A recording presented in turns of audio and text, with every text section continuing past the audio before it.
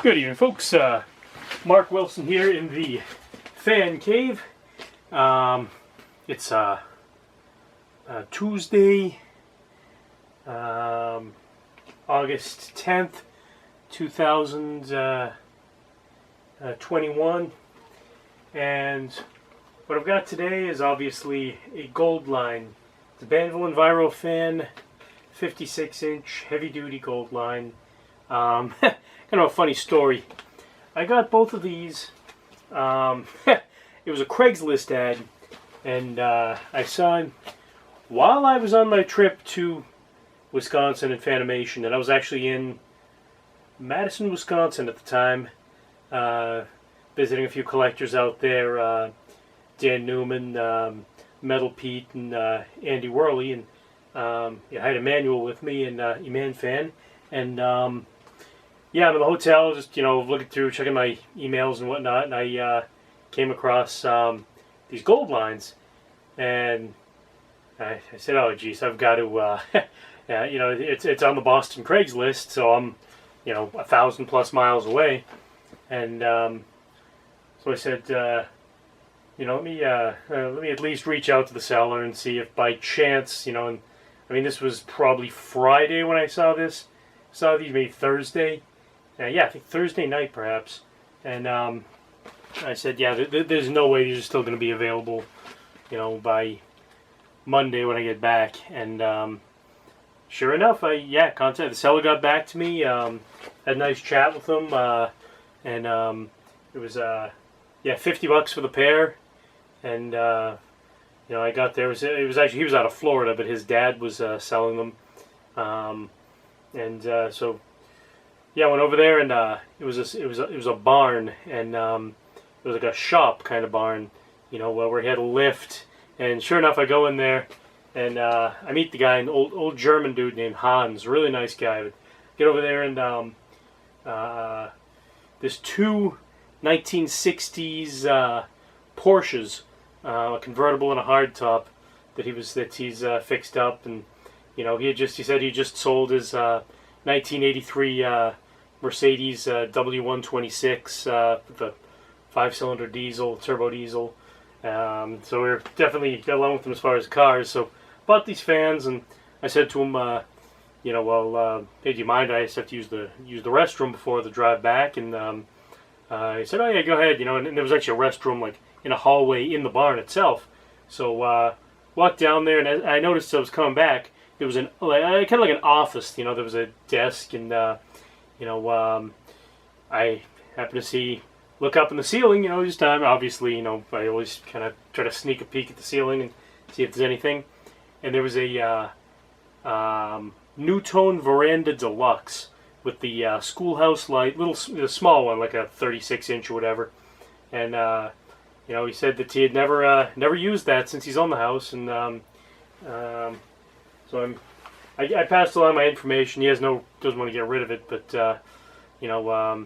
I'll definitely, I'm hoping to get that eventually. It was antique brass with the small cane blades, and well, anyway, so I was ecstatic to get my hands on these gold lines. These were one of my major childhood fans. There was a library in town, local library that had a whole scattering of these in there. It must have been about, I don't know, 12 or 15 of them or something. They disappeared when they were all uninstalled when the library was renovated in 97, I think. So, I was really sad to see these leave, but this fan moves just a whole shice a ton of air. And without further ado, let's take it for a test spin.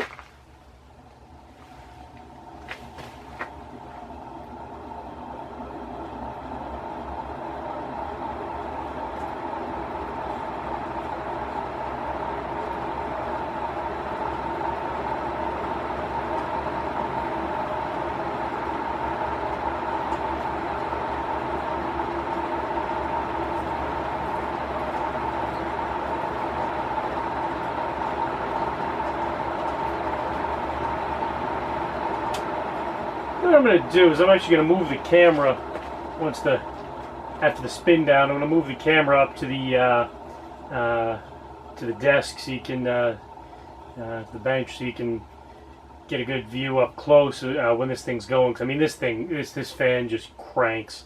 You know, yeah, these are just amazing fans. He had them actually in a warehouse, and I asked him, and he said, you know, I was like, where do these come from? You know, was it a shop or something, or at a church? And he said that yeah, they were in a in a warehouse that he used to own in Brooklyn, New York, I believe he said. And they're you know, he bought them brand new back in you know, he doesn't know exactly when, but he said it was the you know, he said it was sometime in the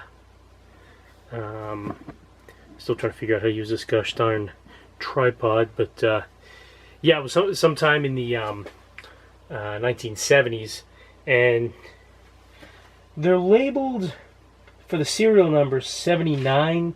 So I'm not sure if that's the year 1979, because my other gold lines say the same thing. But yeah, I'll give it a shot from this angle.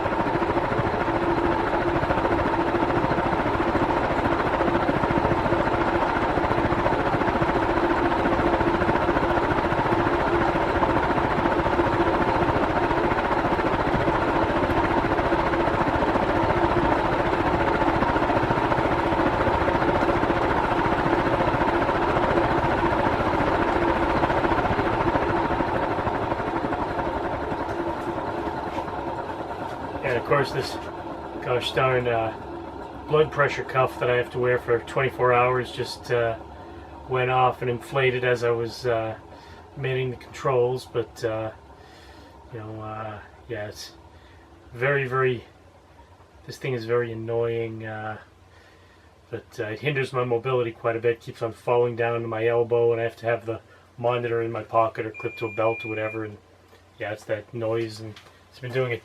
Does it twice.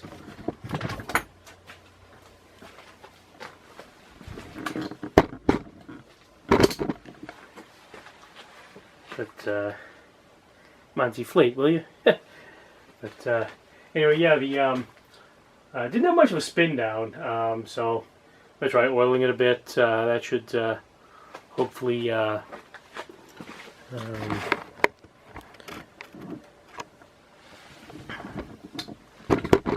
that's better. Yeah, it should hopefully give it a little more. I mean, it still cranks. It's just yeah, the bearings are probably a bit stiff. From what I understand, they haven't been used in a while. I mean, but I mean, these are in really good shape for. You know, they're obviously. It looks like they were actually. If I had to guess, I'd say they were cleaned regularly, because there's no real gunk on them or anything. I mean, these are in really good shape. So I was, yeah, very happy to get these. And not for sale or trade. So yeah, these are for some fans that I really just have no desire to ever get rid of. I'll have to pretty much pry them out of my cold dead hands. But you know, I have a few fans on that list. You know, that are just too cool to ever get rid of. You know, yeah. Dayton Lascos and the gold lines, and you know, ring fan and stuff of that nature. You know, various blender fans and whatnot, and the Crompton Greaves Encon, and yeah. So I'll give you a good shot of it here.